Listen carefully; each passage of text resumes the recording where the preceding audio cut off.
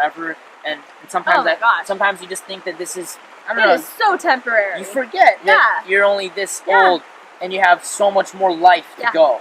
Yeah, I learned that when I was a CNA, when I was taking care of all my dementia patients. Wow. I had people. My mindset completely changed after that job. I had patients ranging from like 70 years old to 100, and I think the oldest I have is 105. Really? And what was that like being with people with dementia? Hard. It's very hard. But you learn to work with it, and it becomes a very happy thing when it does. It comes off as a very sad and depressing and negative thing, but it really can be a happy time. I saw a lot of care come out of you when you were saying that, like a lot of emotion there. Like you really, like when you said hard, it didn't seem like you're saying hard as far as taking care of them, but it's hard as far as like you cared about them. Emotion, exactly. Like about a year ago Sunday, I was in Las Vegas, and I got the call from my director, and I was on vacation, and it was like the first time I'd been off in probably months. I hadn't taken days off from that job. So, I mean, other than my regular schedule. Yeah. But, you're working, going to school, then taking care of dementia patients. Yeah. So that's a lot. I was still at Lure, too. And, jeez. I was basically on pickup schedule at that point. I remember that. I remember you didn't pick up.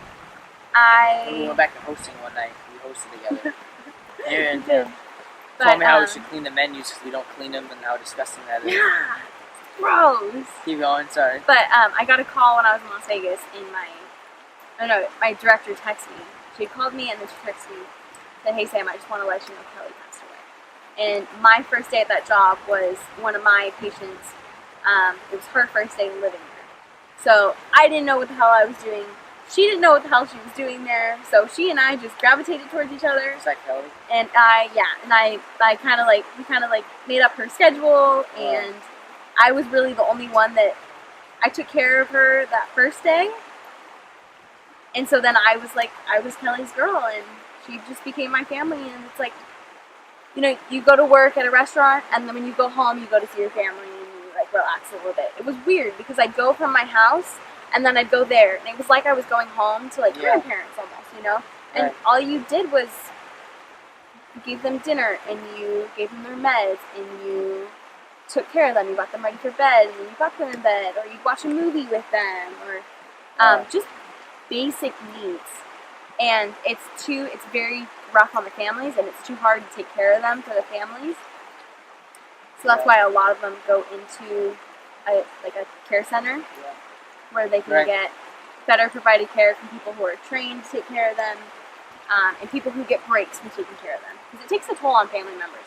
But I mean, I don't know. You kind of learn a lot about being young, and like this won't last forever, and like be happy at the age you are right now. Don't keep trying to get older and older and older, because like you're only given a certain amount of time. People are like, we have so long to live, and I'm like, yeah, but you're only gonna be 19 for a year. You know, you're only gonna be 20 for a year. You have only got 365 days to do this. That's it. And like, it's all gonna go by. You don't ever need to go back. Right. People say, oh, I'll just start going to the gym next week, or I'm gonna go to Europe next year, or things like that. It's like, start right now. I feel like there's two aspects to that though. Start right now, and like you can't, and more you put it off, it's never gonna happen.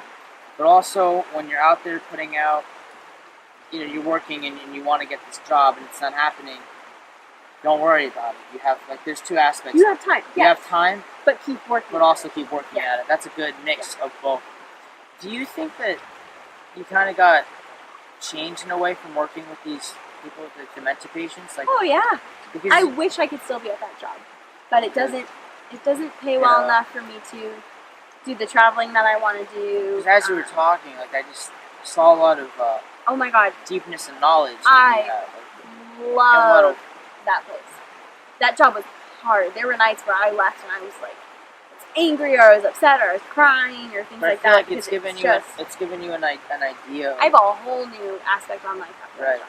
And like, one of the things that frustrates me is I'll be at work, and you know, and other servers will be like, ugh, this table only, look what they tipped me, or look what they left me. And it's like, You're lucky you're getting tips. Right. You're lucky you're being paid the amount you do. Right. You're lucky you have a job. Right. You're lucky you work at this job. Right. You're lucky to have this group of friends. That's very true. Like, take everything for granted. You're gonna get bad tips someday. You're gonna get good tips someday. They're all gonna even out. When they happen, who cares? Who cares?